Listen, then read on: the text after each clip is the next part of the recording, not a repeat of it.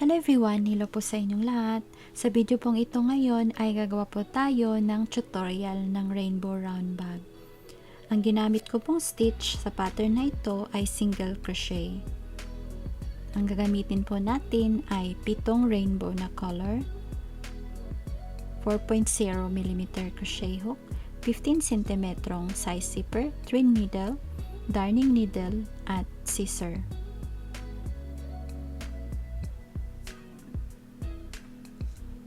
Mag-uumpisa po tayo sa magic ring. Chain 1 at 8 single crochet sa loob ng magic ring.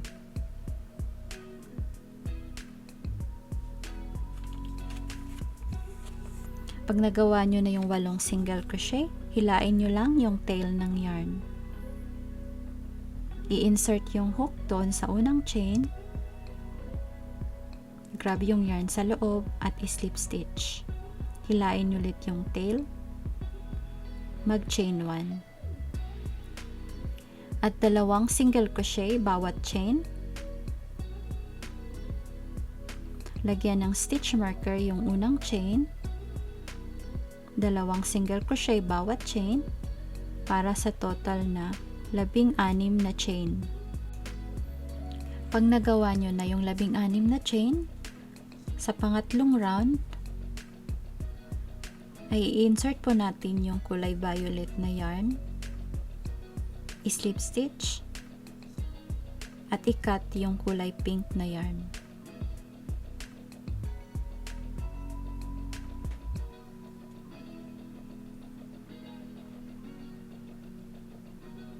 Mag-chain 1.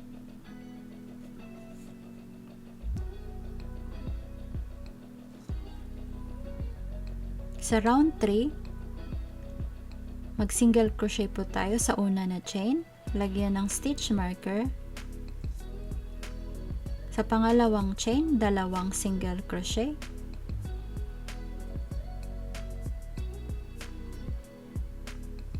Sa next na chain, 1 single crochet. Sa pangalawang chain, 2 single crochet.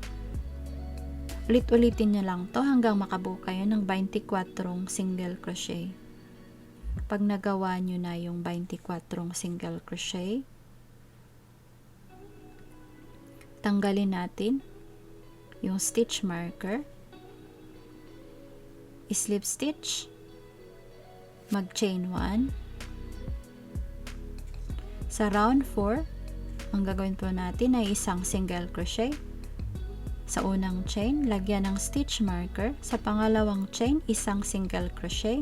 Sa pangatlong chain, 2 single crochet. Ang kabuuang bilang nito ay 32 single crochet. Pag nagawa nyo na yung 32 single crochet, i-insert po natin doon sa stitch marker ang kulay blue na yarn. I-slip stitch at i-cut natin yung kulay violet na yarn.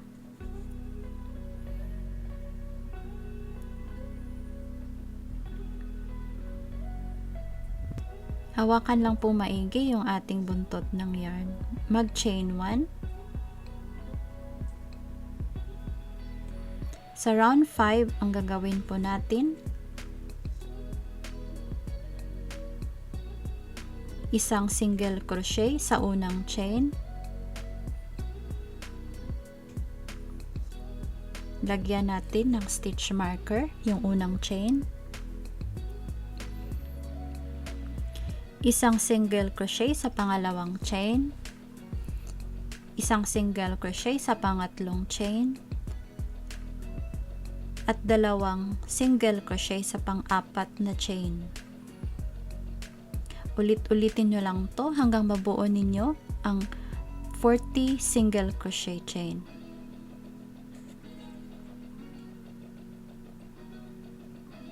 Ito po ang ating pattern. May written pattern po tayo. Nasa description po sa baba ng video.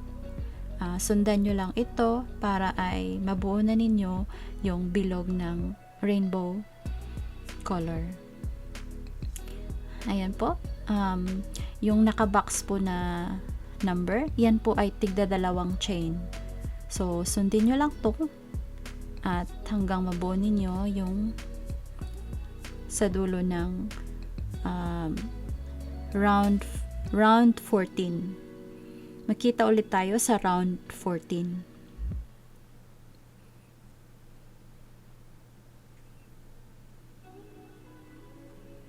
Ayan, pag nandito na tayo sa round 14, ang gagawin po natin ay mag back loop only, back loop single crochet. So, ang gagawin po natin dito sa back loop single crochet,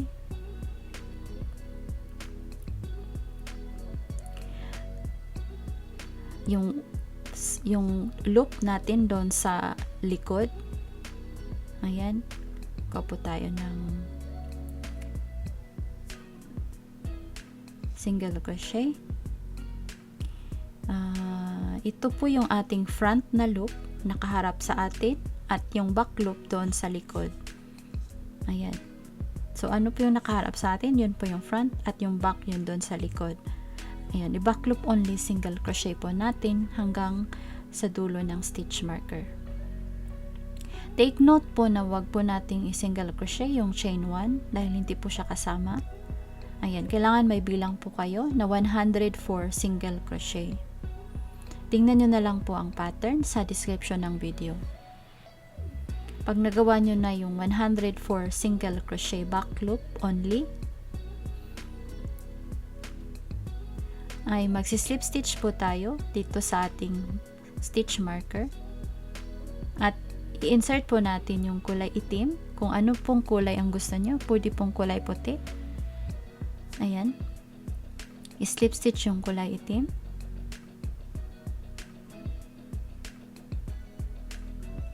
At i-cut po natin yung kulay pula.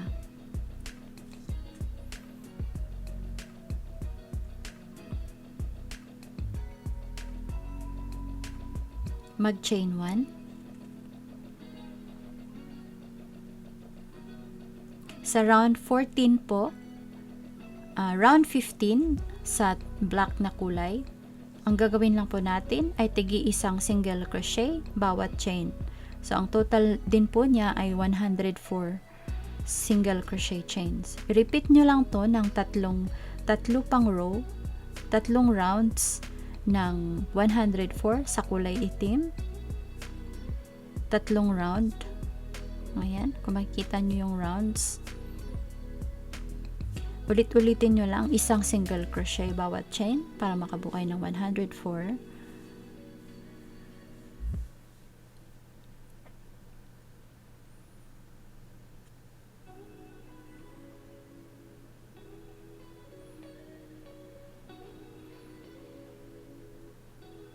At magkikita ulit tayo sa huli. Sa dulo.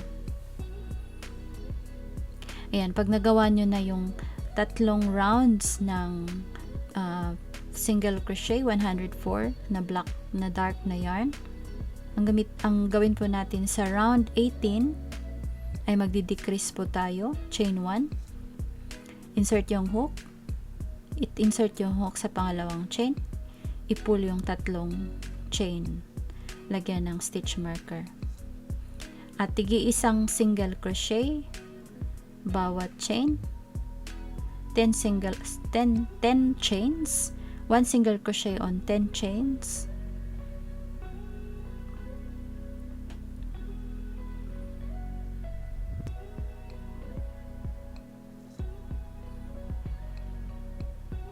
at mag-decrease. So, insert yung hook, grab ng yarn, insert yung hook sa next chain, grab ng yarn, tatlong loop, pull out ng tatlong loop, at single crochet 1, 2, 3, 4, 5, 6, 7, 8, 9, 10, at decrease ulit sa next chain, grab yarn, insert hook sa next chain, grab yarn, tatlong chain, i-pull yung tatlong chain, at ulit-ulitin nyo lang to hanggang sa dulo ng ating stitch marker.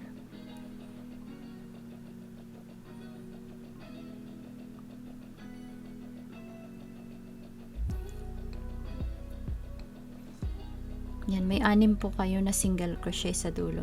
I-slip stitch at i-cut yung yarn.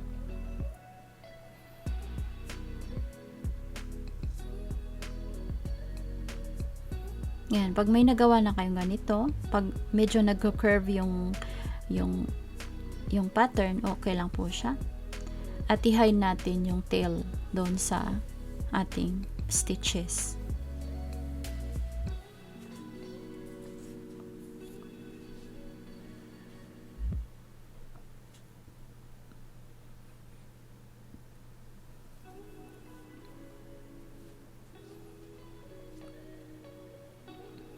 I-hide lang po natin yung mga yarn sa ating stitches para po ay malinis yung ating pattern, yung ating bag.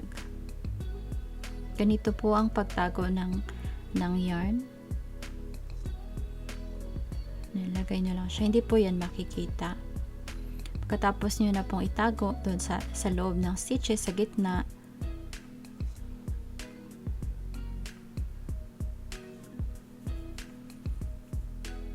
ay pwede na po nating i-cut yung ating mga tail. Nakasecure po siya. Ayan, pag nagawa nyo na to, kailangan nyo pang gumawa ng isa pa para sa pag-attach ng dalawang pattern. Ayan, para sa round na bag natin. Ayan, kung nakagawa na kayo ng dalawang pattern ng round na bag, ayan, nakikita nyo yung harap at yung likod, kailangan po ay magkatugma po siya. Front and front, back and back. Ayan, pag ang gagawin po natin, magsi-slip stitch po tayo. Yung front pattern ay nasa loob, yung front, at yung back naman ay nandun sa harap natin sa camera. Kunin po natin yung ating yarn. Mag-chain 1. Ang gawin po natin dito para ma-attach po yung dalawang rainbow round ay magsi-slip stitch po tayo across doon sa ating pangalawang pattern. Ayan, i-slip stitch lang natin. Ang tawag po dito ay slip stitch.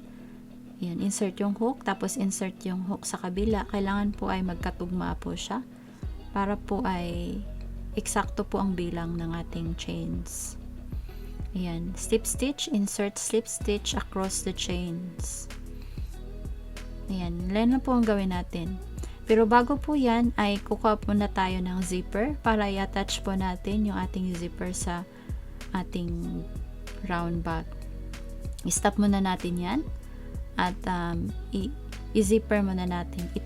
Ilagay muna natin yung zipper. Kung gusto nyo malaman kung paano mag-attach ng zipper, meron pa akong tutorial dito sa video. Click nyo na lang yan para ay masundan ninyo ang video ito.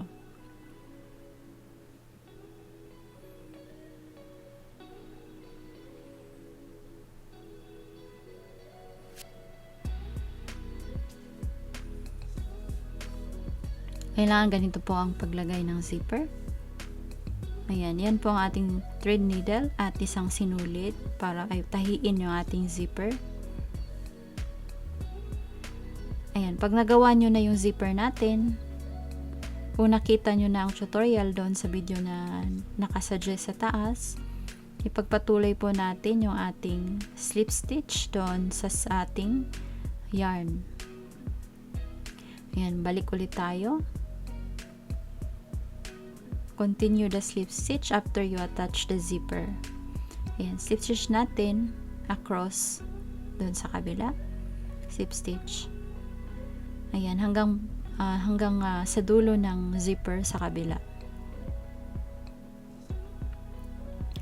Tingnan lang yan hanggang dito sa dulo.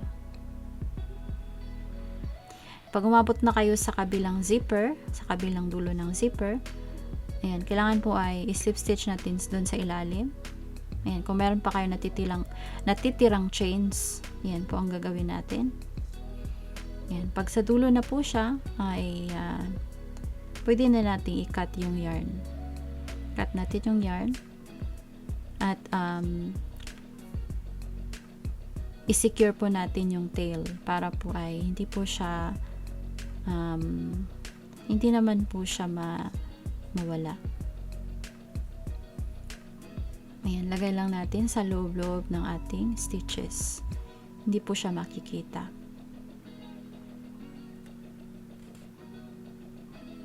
Ayan, sa strap naman ay meron po akong tutorial na nandyan po sa taas ng video na to. Sundan nyo na lang. Ang gagawin nyo lang ay mag-chain 4 kayo at i-follow nyo lang yung thermal single crochet stitch. Pag nagawa nyo na yung strap, ilalagay nyo yung strap dito sa ating bag. Kailangan din po ay magkatugma yung ating stitches. Kailangan po ay nasa gitna po siya ng round. Kung makikita nyo, may line kayo sa gitna. Kailangan lang po ay nasa gitna lang po siya. Nakagitna lang yung strap. Ayan, pag nalagay nyo na, ayan, kailangan ay malagay nyo lang ng maayos yung ating strap.